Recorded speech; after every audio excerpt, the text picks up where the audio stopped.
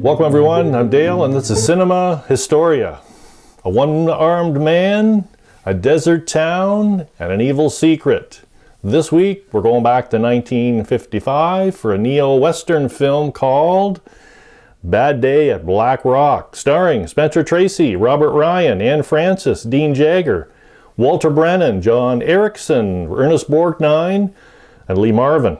And this is directed by John Sturges. So where does our story begin this week? Well, it begins in late 1945. A one-armed man named John McCready, played by Spencer Tracy, gets off a train at a California desert hamlet called Black Rock. The residents immediately appear suspicious as there hasn't been a train stop there in 4 years. McCready states that he is looking for a man named Komoko, but then several of the men become quite hostile.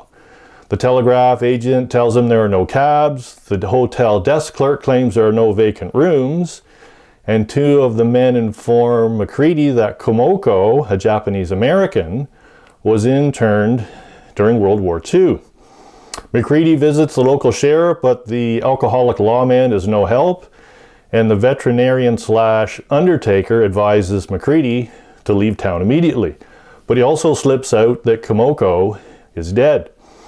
One of the man's sister, Liz, played by Anne Francis, rents McCready a Jeep, so he drives to nearby Adobe Flat, which is where Komoko lived.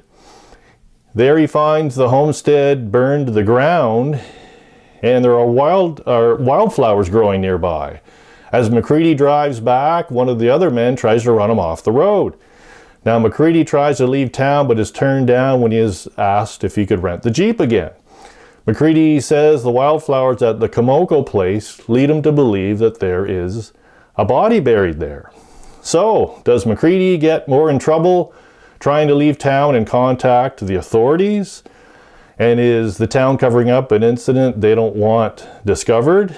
This is slated as a neo-western, but really is more of a crime drama.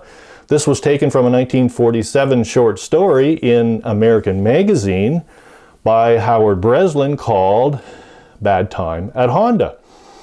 It was a box office success and nominated for 3 Academy Awards in 1956. And in 2018, it was selected for preservation in the United States National Film Registry. It had a lot of help though.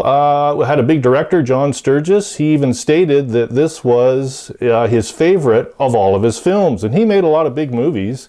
Some of my favorites, Gunfight at the OK Corral in 1957, The Old Man and the Sea in 1958, also with Spencer Tracy, The Magnificent Seven in 1960, and one of my favorites, The Great Escape with Steve McQueen in 1963. Also, there were Academy Award-winning actors in this one, and soon to be as well. Walter Brennan, Dean Jagger, and Spencer Tracy had all won Academy Awards. And in years later, Ernest Borgnine, Lee Marvin had both won Academy Awards. And Anne Francis won a Golden Globe. Another cost to the movie, not just Academy Award actors, but the train. At the beginning of the movie, there's a train sequence when John McCready comes to town, which was the Southern Pacific Railroad. And the Southern Pacific Railroad agreed to run the train to Long Pine, California at a cost of $5,500 plus the cost of 265 round-trip passenger tickets. I hope Spencer Tracy got to go first class with that price. And the trivia question this week: was something bought at a secondhand store for this movie? Was there something bought at a secondhand store for this movie? I'll give you a hint. It was somebody that played in the movie that bought something at a secondhand store. So a little more history and the answer to our trivia question coming up next.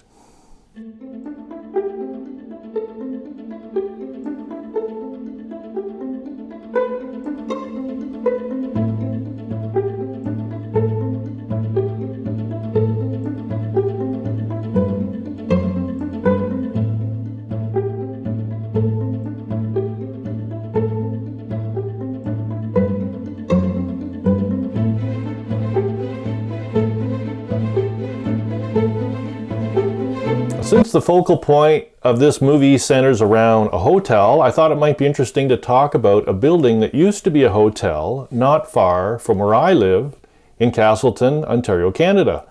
So Castleton, Ontario is situated in Northumberland County in central Ontario, Canada. It is situated approximately 140 kilometers east of Toronto. So Joseph A. Keeler, son of the township's first settler, built a grist mill at Castleton in 1795. In its heyday, though, the mid-1800s, there were 4 sawmills and a number of other industries and a population of about 700 people. Apparently there was a hotel on this site long before this one, but the one we're going to talk about is the one that still stands today. The hotel was built in the 1890s and incorporates an Italianate building style that was popular in that era, having several names. Originally, the name was Temperance Hotel until 1908. From there, it was owned by the Castleton Hotel Company until 1919. And the photographs from the 1920s, which you're looking at, are when it was named the Oriental Hotel. And from 1934 to 1936, it was labeled the Union Hotel, formerly the Oriental Hotel. The hotel originally had 8 rooms for guests on the 2nd floor. Later, an addition was built on the front of the upper story, enclosing an existing balcony to provide a sunroom and sitting room for the guests. A large archway serves as the entrance from the lobby into the west room, which would have been the pub. The bar has retained its built-in liquor cabinet with an ice compartment, and there is also a large freestanding ice box. A Dutch door serves the area behind the bar and is believed to be where the guests would register. The Oriental Hotel served the village of Castleton, which was the township seat and a principal crossroads of agriculture.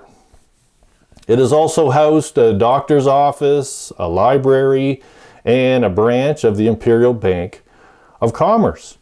And the other photos you're looking at are pretty recent, actually. The building looks really good, actually, for a building that's over 100 years old.